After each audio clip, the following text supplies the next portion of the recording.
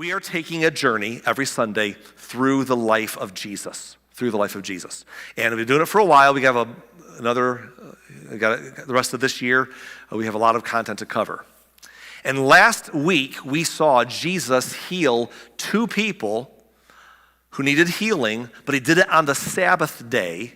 And that caused some anger amongst the religious community because we don't do that on the Sabbath day, but Jesus did it anyway. And he had to answer his critics.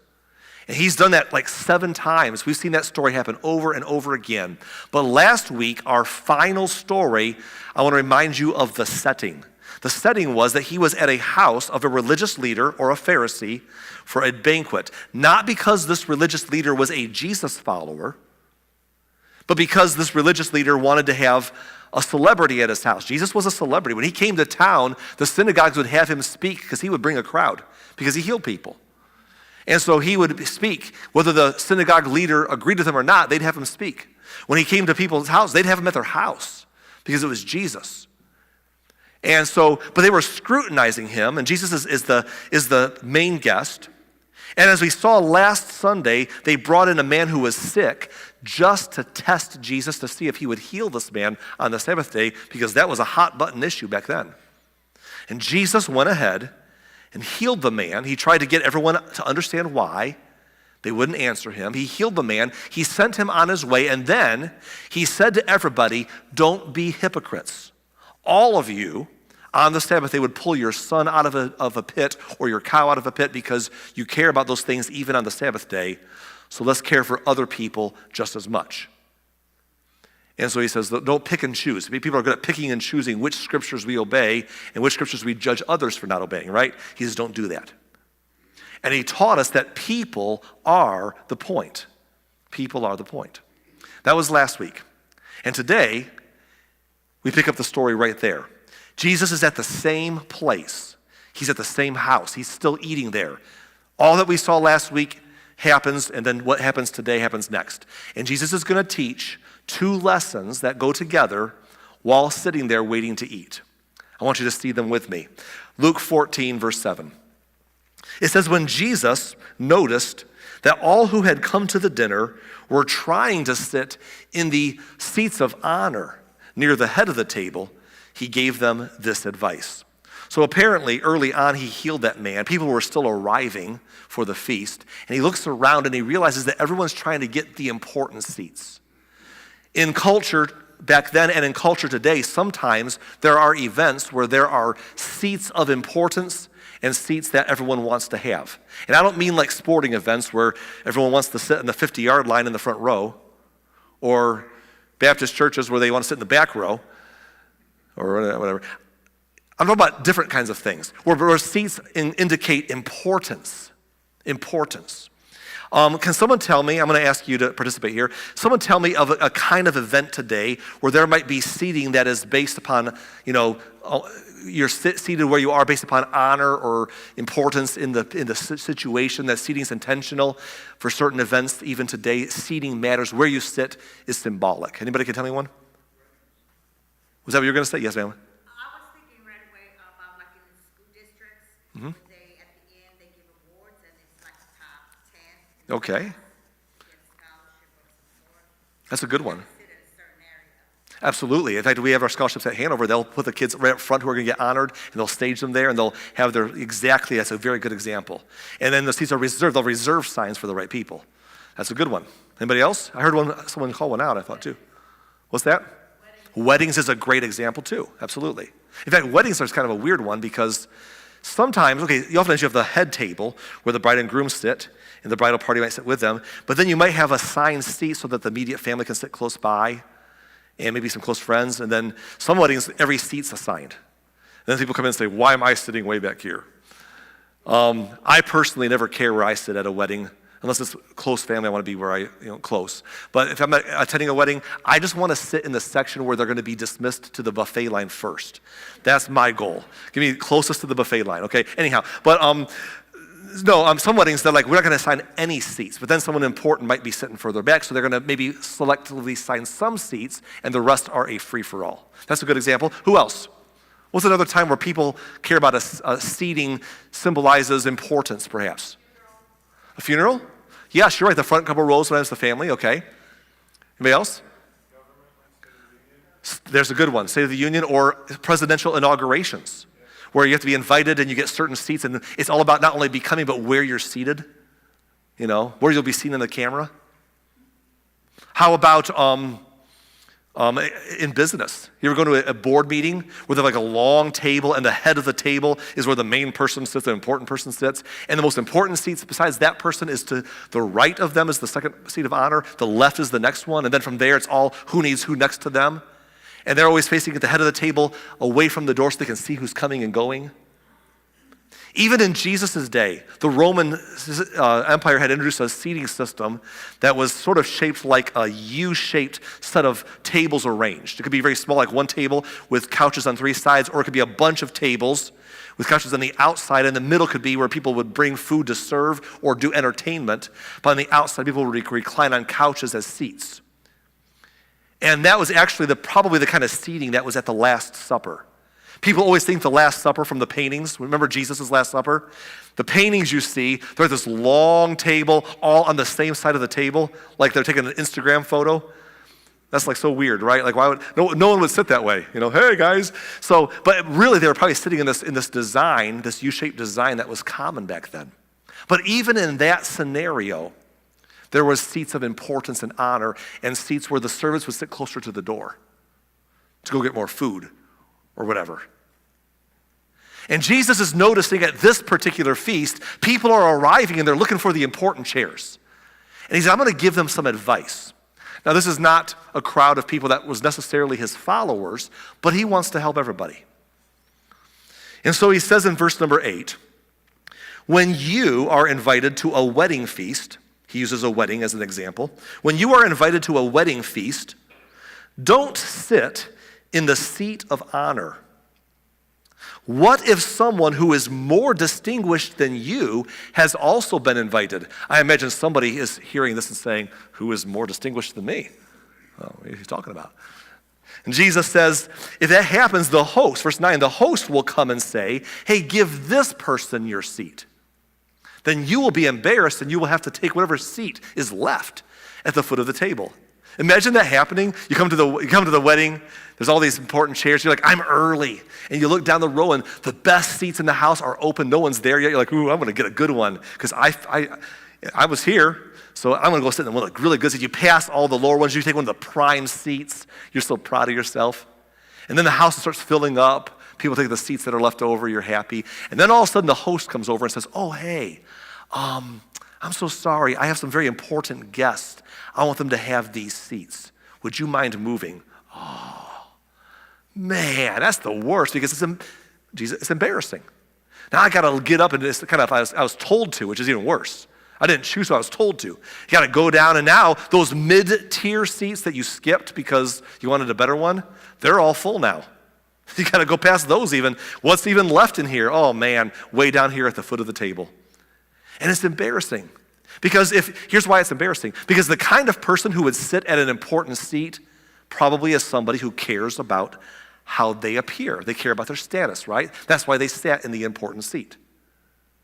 Unless they're just absent-minded, airheaded. They're like Dory, oh, a chair, They don't know.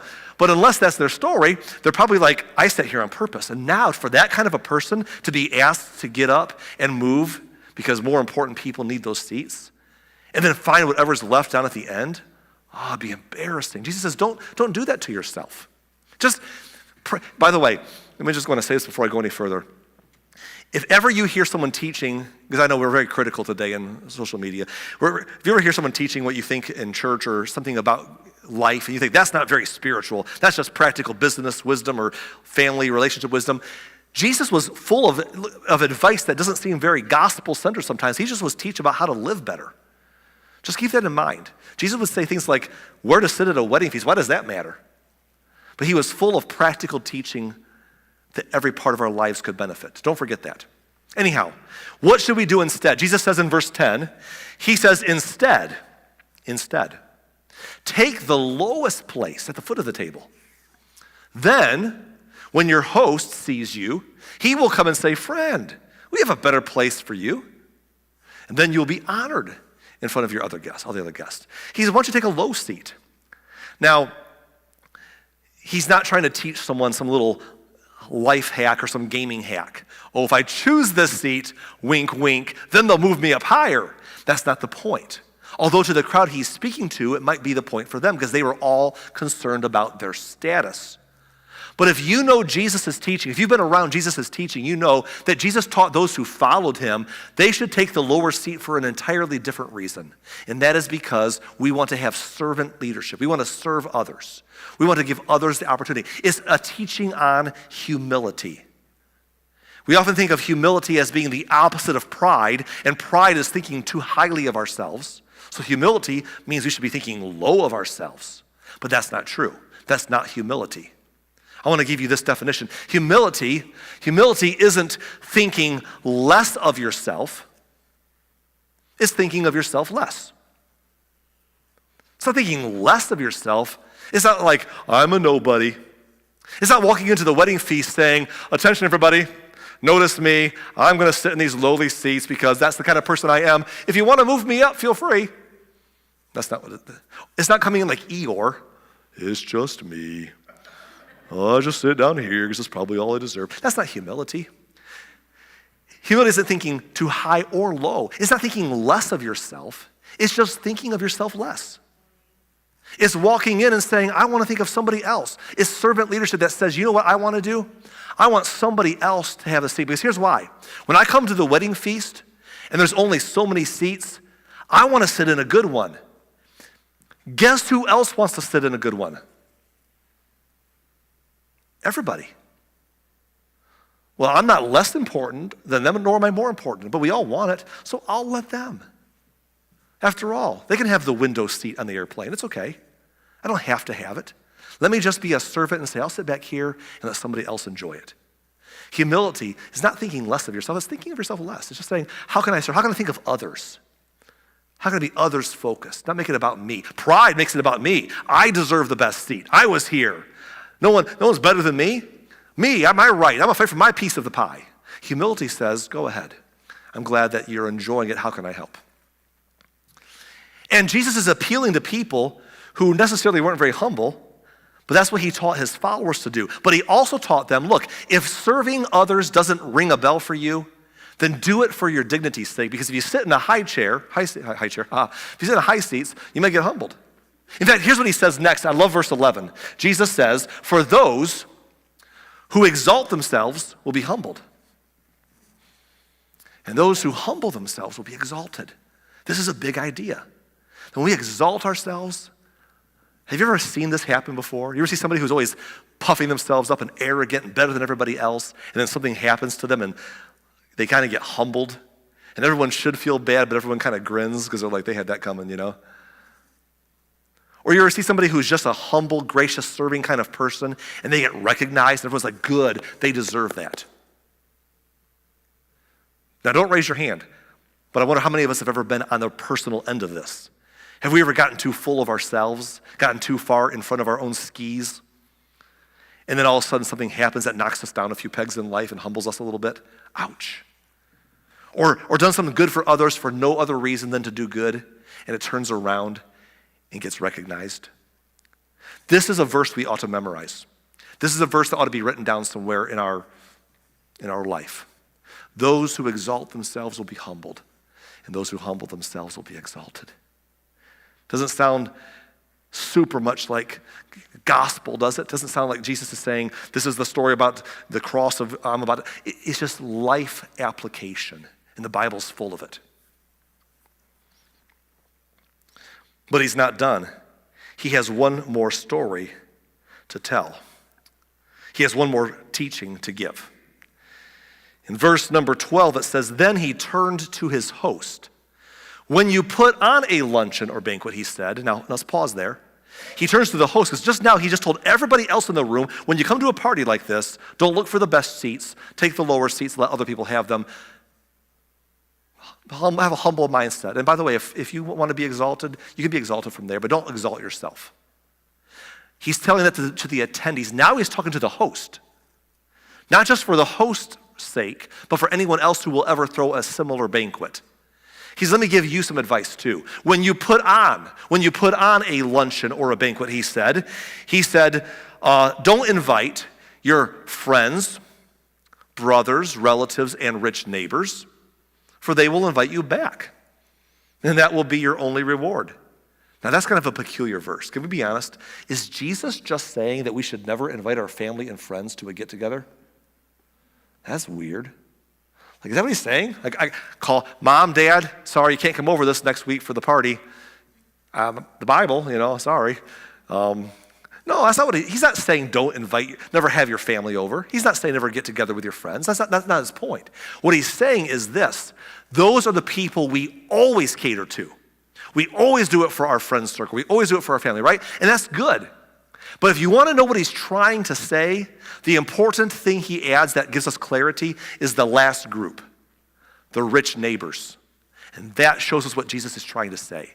He's saying that what we tend to do is we tend to throw events where we bring in people who can benefit us, right? It benefits me. I want to be close to my family. We should be. I want my friends to be, I want the rich people. I want people to invite me back. If you have a family get together and you don't invite some of your family, they probably inviting you to theirs. If you have friends and you don't invite your friends over, they're not going to get invited to theirs. So you know what you do? You invite them back so they'll invite you back. And the rich neighbors is the key. What he's saying is all these groups are people that for good or bad reasons, we bring them in for personal benefit. If the rich neighbor has to invite me over to his party, I'll go into a real nice party. It's called networking, right? I just want to network. I'm just trying to build my community. I'm just networking with some people who can give me a job or a promotion or, an opportunity, right? So you invite people for personal reasons. There's a term for it. It's called reciprocal reception. Reciprocal reception. I don't know why I have a weird brain, okay? Don't judge me. I have a weird brain. But my brain thought of this week. I remember earlier in my adult life, I saw I knew a lot of people who got hung up on sending Christmas cards out to all their friends. Because we got to send Christmas cards. People put them on their mantle or their fireplace or in their doorway. We send Christmas cards to everyone who sent us one so we don't offend anybody. I remember people saying, oh no, I got a Christmas card late in the season from somebody and we didn't send them one. Quick, where are the spare cards? We got to fill one out and send it to them so they won't be offended. Now I just want to say this to you. If you send people Christmas cards in expectation that they send you one back or you're going to be offended, you're doing it for the wrong reasons, man. I just encourage you to stop that game. That's a silly game to play. Just do it because you want to do it, but don't do it for something in return, right? Reciprocal reception. Hey, I'll throw a party and invite you so that you have to invite me to yours. And the rich neighbors shows that we're only inviting people who inviting them will get me to some other party, which might benefit me and help me network. And Jesus is not saying that is bad. That's not bad. He's not saying that's wrong. There's no punishment for doing this. In fact, there's a reward. But the reward is what? You get invited back. And some of us are like, Arlen, that's the only reward I want. I want to go to the big parties. So that's good enough for me. But Jesus is suggesting, what if there's a better reward? And he's about to give them some advice that I don't think anybody in the room wanted to hear. It's kind of like his last advice. Sit at the low seats. Sit at the low seats? Are you kidding me? That's the dumbest thing I've ever heard. He said, no, do that. Humble yourself. He's about to give them some more advice that will be foreign to the crowd. Are you ready for it? He says in verse 13, instead, invite the poor, the crippled, the lame, and the blind. I think when Jesus said this, you could have heard a pin drop in the room. Why would I do that? What could they possibly do for me? They can't throw a party for me. You know what the poor, the crippled, the lame, and the blind would have in those days, and most of today's days too, really? Destitute, struggling, needing support and help. They're not well off. What can they do for me? Jesus wasn't saying not to have parties for everybody else. He's not saying don't have parties for your family. He's saying, why are all of your parties all about what benefits you? Why are all of your efforts about what you get out of it? Why don't you bring someone along sometime that no one ever invites because they can't invite you back. Who does that? I mean, first of all, there's a financial loss to throw a party. If I invite the rich people, they might bring me gifts to me and it makes me offset my cost for my party. No one's going to bring me anything in this group. In fact, I'll probably cost more money. I'm going to need more help because you got to watch out the poor ones. They might steal something, you know. They don't know where I live now. Watch the silverware. Where's the silverware at? And the other ones, the blind, they need someone to help them sit down. The people with handicaps need to have space. I mean, listen, I need more staff. It's just too expensive. And they can't even give me anything back. So I think people looked at Jesus like, what are you saying? Who would do that? Because I don't think anyone would say it out loud, but I think some people in the back of their subconscious brain were asking this question: what's in it for me? What's in it for me? Seriously. Here's the trick.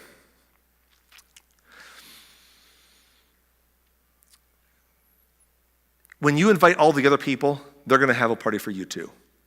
But you know what's crazy about the blind and the poor and the handicapped that are mentioned in that verse? Is that nobody ever invites them. They can spend their entire life and never go to one party. Because who's going to do that? He said, well, you're all sharing your umpteenth party between friends. It's your turn to host. What about people who never get invited? Yeah, but why would I want to do that? What's in it for me?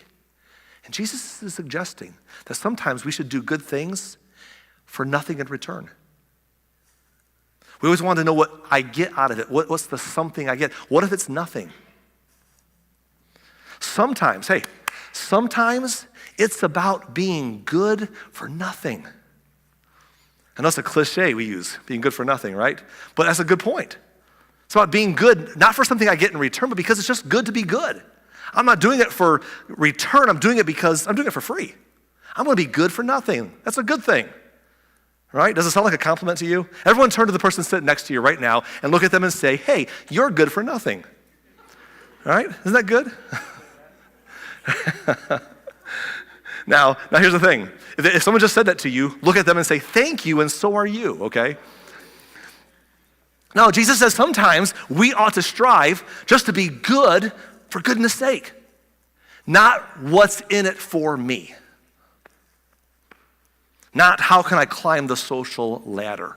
How can I get a better seat at the party? Or how can I throw a party with people who will invite me to theirs later? How can I help someone that is marginalized and overlooked, but God loves, and be good for them, though they can do nothing back for me?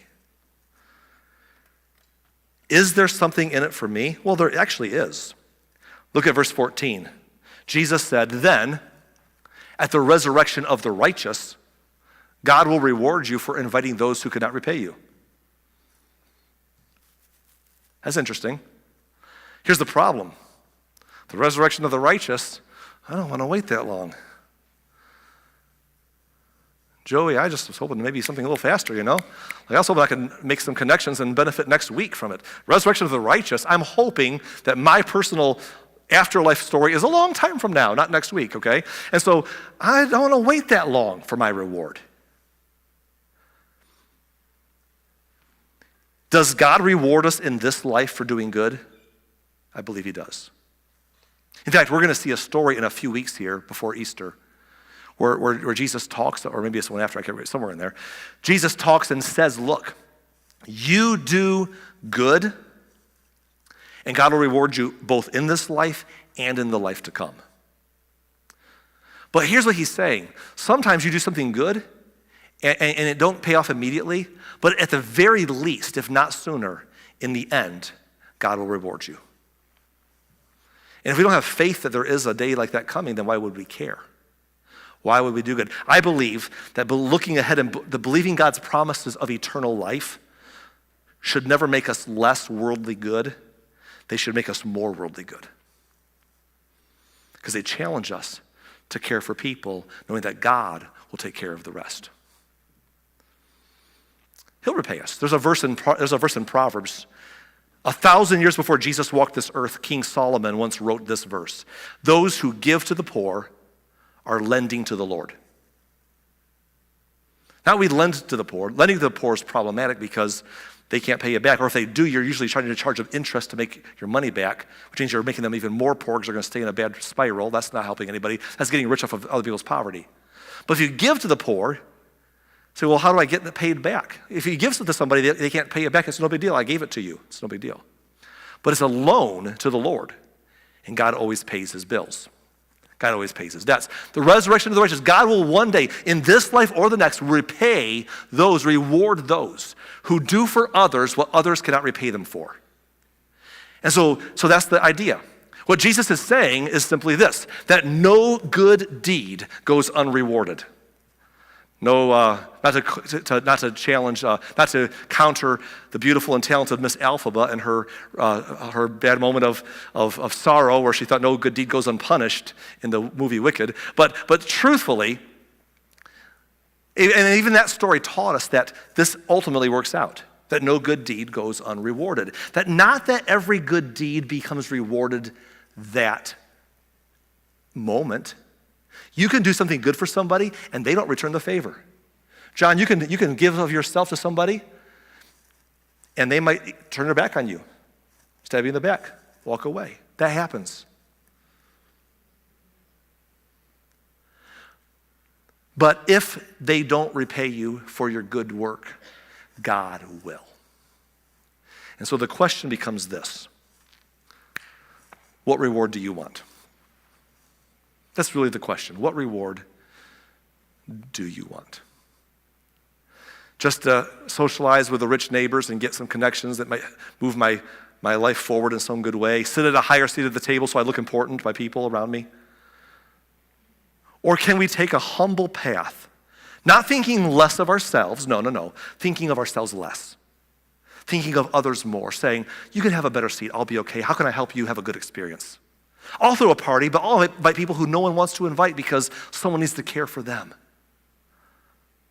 If you do that, you're passing on the rewards that all the people of the world chase. And here's the crazy thing about it. We're supposed to not think like the world.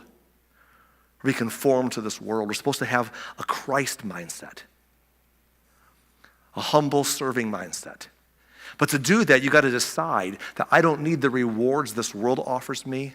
I'm seeking a better reward. What reward do you want? And it just takes a certain approach. I was going to tell a story today, but I knew that I would run out of time. I want to wrap up in a couple minutes here. I was going to tell a story. I probably have time because I'm doing better than I thought I was, but it's going to be about 10 minutes. I didn't tell it last hour, so I'm going to not tell it this hour. But I'll just quickly say, when Michelle and I, I'll say this real quick. When Michelle and I first went to Bible college, we got involved in a very large church that we were a part of there.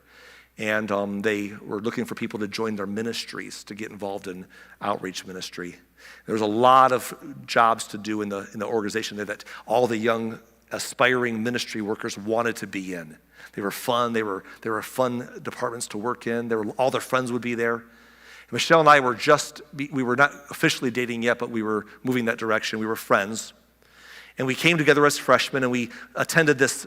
We saw all the opportunities, and both of us realized separately and then together that everyone was overlooking certain groups. We had a group of kids that were educably slow and mentally disabled, and no one wanted to care for them, children and then teens and adults. And Michelle and I said, well, these are understaffed departments because they're hard jobs and no one wants them.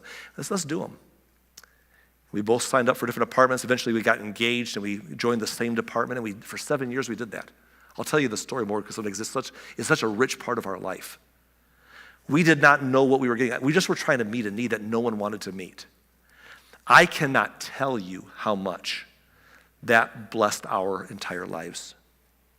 How much that did for us, how much it prepared us for the rest of our days, for ministry. There was payoffs from doing that I never expected and never fathomed. We didn't do it for that reason.